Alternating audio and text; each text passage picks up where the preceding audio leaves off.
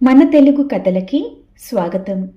ఈరోజు బెడిసిన షరతు అనే చందమామ కథని వినిపిస్తాను.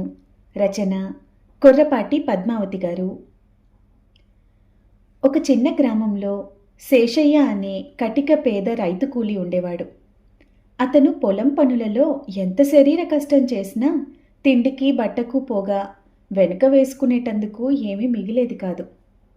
అందుచేత శేషయ్య పట్నం వెళ్ళి కష్టించి పనిచేసి కాస్త డబ్బు మిగిల్చుకొని తన గ్రామంలో కాస్త భూమి కొనుక్కొని స్వతంత్రంగా బతుకుదామనుకున్నాడు.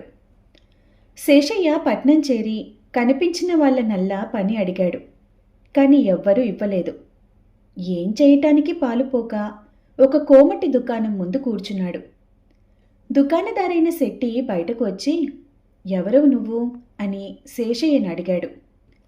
తనది ఫలానా గ్రామమని, పని కోసం పట్నం వచ్చానని, ఎక్కడా పని దొరకలేదని శేషయ్య చెప్పాడు. శెట్టికి పనివాడు కావాలి. కానీ ఆయన పెట్టే నిబంధనలకి తట్టుకోలేక కుదిరిన పనివాళ్ళు వెళ్ళిపోతూ ఉంటారు. ఈ పల్లెటూరు వాడు అమాయకుడులాగున్నాడు. కొంతకాలమైనా నిలకడగా ఉంటాడేమోనని శెట్టికి అనిపించింది. "ఒరే అబ్బి, మాకు ఇంటి పని, దుకాణంలో పని చేయటానికి మనిషి కావాలి. నిలకడగా ఉండి ఓ సంవత్సరం పాటు పనిచేస్తావా?" అని శెట్టి అడిగాడు. "ఏమిస్తారు?" అన్నాడు శేషయ్య. "సంవత్సరానికి 200 రూపాయలు ఇస్తాను. 2 పూటలా విస్తరి నిండా అన్నం పెడతాను. మధ్యలో నువ్వు పని మానితే నీకు జీతం ఏమీ ఇవ్వను.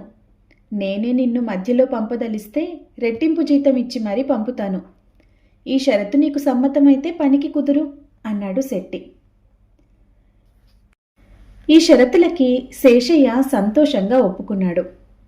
పొద్దున్నే లేవటము, కసువు ఊడ్చటము, చెట్లకు నీరు పోయటము, శెట్టి భార్య ఇంటి పని చేసుకునే సమయంలో పిల్లలని ఆడించటము, ఆ మీదట దుకాణంలోకి వెళ్ళి శెట్టిని భోజనానికి పంపి ఆయన వచ్చే వరకు దుకాణంలో బేరసారాలు సాగించి ఆయన తిరిగొచ్చాక ఇంటికి తాను వెళ్ళి భోజనం చేయటం శేషయ్య పని. మొదటి రోజు శేషయ్య ఈ పనులన్నీ ముగించి విస్తరి వేసుకుని భోజనానికి కూర్చునేసరికి శెట్టి భార్య ఒక చిన్న పళ్ళెంలో కొద్దిగా పొడి అన్నం తెచ్చి విస్తరి నిండా చల్లి పచ్చడి వేసి వెళ్ళిపోయింది. శేషయ్య నిర్ఘాంతపడి మళ్ళీ అన్నం అడగటానికి సిగ్గేసి ఆ అన్నమే ఊడ్చుకొని 2-3 ముద్దలు చేసుకొని తిని తిరిగి పనిలోకి వెళ్ళాడు. 2-3 రోజులు ఇలాగే గడిచిపోయాక శేషయ్య శెట్టితో, "అయ్యగారు, భోజనం చాలటం లేదు" అన్నాడు. శెట్టి ఉగ్గుడైపోయి, "నేను షరతు ప్రకారం విస్తరి నిండా అన్నం పెడుతున్నాను. ఇష్టముంటే ఉండు, లేకపోతే వెళ్ళిపో" అన్నాడు. శేషయ్యకి శెట్టి మీద చాలా కోపం వచ్చింది. షరతు ప్రకారం తాను చెయ్యగలది చెయ్య నిశ్చయించాడు. అతను తెల్లవారుజామునే లేచి ఇటు కసువు అటు, అటు కసువు ఇటు చిమ్మి అంటుగిన్నెలని సొట్టలు పోగొట్టి మసి వదలకుండా తోమాడు. తర్వాత పిల్లలని ఆడించటానికి దూరం తీసుకుపోయి వాళ్ళని గతుకుల నేలలో పరిగెత్తనిచ్చాడు. చిన్నపిల్లవాడు పడిపోయి ఏడుస్తూ ఉంటే పిల్లలని ఇంటికి తీసుకునొచ్చి, "అమ్మగారు, పిల్లలు ఏడుస్తున్నారు" అని చెప్పాడు. "అయ్యో, నా చేతిలో పని కాలేదు, ఇంకా కొంచెం సేపు ఆడించు" అంటూ శెట్టి భార్య పిల్లలకి ఏదో తినుబండారాలిచ్చి పంపింది. శేషయ్య వాళ్ళని అవతలికి తీసుకుపోయి వాళ్ల చేతుల్లో ఉన్న తినుబండారాలు తానే తినేశాడు. తర్వాత వాళ్ళని శెట్టి భార్యకు అప్పగించి దుకాణానికి పోయి శెట్టిని భోజనానికి పంపి కొట్టు మీద కూర్చొని అక్కడ తినదగినవన్నీ తలా కాస్తా నోట్లో వేసుకొని దుకాణానికి వచ్చే బేరగాళ్లకి తక్కువ ధరకి ఎక్కువ వస్తువులిచ్చాడు.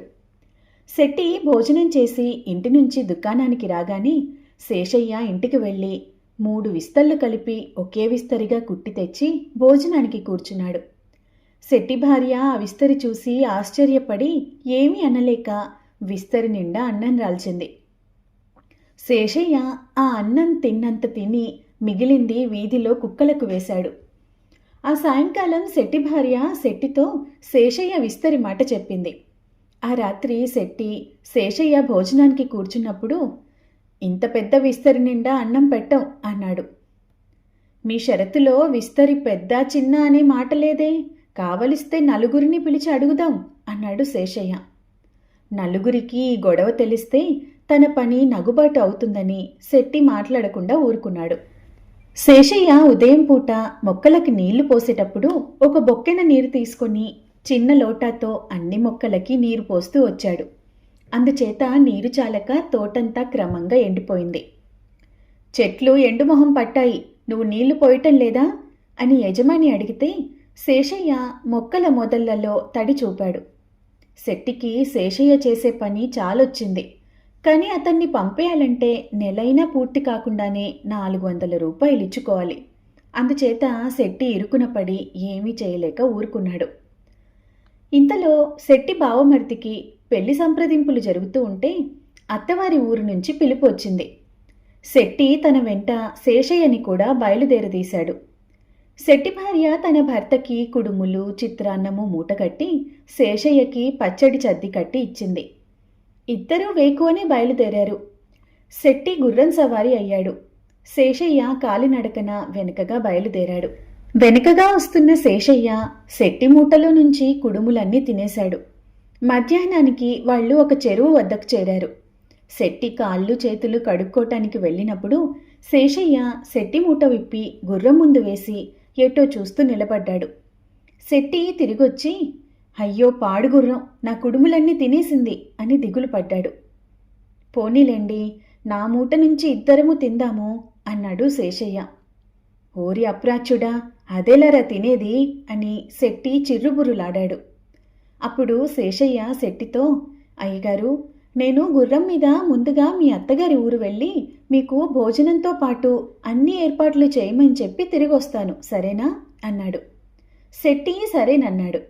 శేషయ్య గుర్రం మీద శెట్టి అత్తవారింటికి వెళ్ళి శెట్టి మామగారితో, మా అయ్యగారు వస్తున్నారు, వారు కొద్దిగా జబ్బు పడ్డారు, పథ్యంగా ఉన్నారు, పాత కొర్ర బియ్యపు అన్నము పాత చింతకాయ పచ్చడి తింటారు, మీ మాట తీసివేయలేక వస్తున్నారు, ఈ మాట చెప్పమని నన్ను ముందు పంపారు అని చెప్పాడు.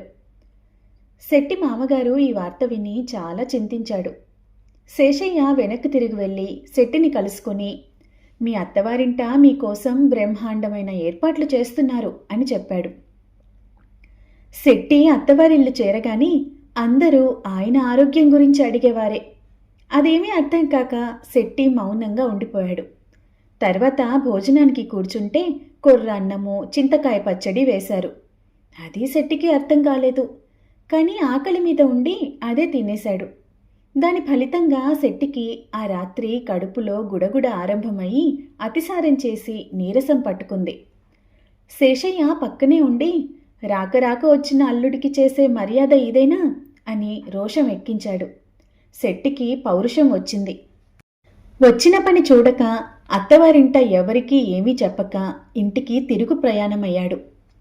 పట్నం కొద్ది దూరంలో ఉండగా శెట్టి, ఒరే శేషయ్య, నువ్వు త్వరగా వెళ్ళి మీ అమ్మగారితో నేనొస్తున్నానని స్నానానికి వేడి నీళ్లు వేడివేడిగా భోజనము తయారు చేయించమని చెప్పు అన్నాడు. శేషయ్య పరుగు పరుగున శెట్టిగారి భార్య వద్దకు వెళ్ళి ఏడుస్తూ, అమ్మగారు, అయ్యగారికి గాలి సోకింది, మీరు ఆయనని చీపురు కట్టతో కొట్టాలంట అని చెప్పాడు. శెట్టి భార్య చేసేది లేక సరేనన్నది. శేషయ్య లబ్బోదిబ్బోమంటూ శెట్టిని కలుసుకొని, అయ్యగారు, ఏం చెప్పమన్నారు? మనం బయలుదేరగానే అమ్మగారికి గాలి సోకిందంట, ఇల్లంతా అల్లకల్లోలంగా ఉంది, మీరొచ్చి చీపురు కట్టతో కొడితే కానీ దయ్యం వదిలిపోదంట అని చెప్పాడు. శెట్టి ఆ మాట నమ్మి ఇంటికొచ్చి తన భార్యని చీపురు కట్టతో కొట్టసాగాడు. ఆమె కూడా తన భర్తని చీపురు కట్టతో కొట్టసాగింది. ఈ చీపురు కట్టల యుద్ధం చూసి ఇరుగు పొరుగు వాళ్ళు దీనికంతకు కారణమేమిటి అని విచారించగా శేషయ్య చేసిన మోసమంతా బయటపడిపోయింది. అవును, ఈ కుట్రంతా నాదే, పేదవాళ్ల ఆకలి బాధ ఎలాంటిదో తెలిసి రావాలని ఈ విధంగా చేశాను అని శేషయ్య జరిగిందంతా అక్కడ చేరిన పెద్ద మనుషులకి చెప్పాడు. ఊరి పెద్దలు శెట్టిని గట్టిగా చీవాట్లు పెట్టారు. శెట్టి శేషయ్యని పంపివేయటానికి నిశ్చయించి 400 రూపాయలు ఇచ్చేశాడు. శేషయ్య తన గ్రామానికి తిరిగి వెళ్ళి ఆ డబ్బుతో కొద్దిగా పొలం కొనుక్కొని పెళ్లి చేసుకొని పొలం పని చేసుకుంటూ హాయిగా జీవించాడు. ఇదండి ఇవాల్టి కథ. మళ్ళీ మరొక మంచి కథతో కలుసుకుందాం. అంతవరకు సెలవు.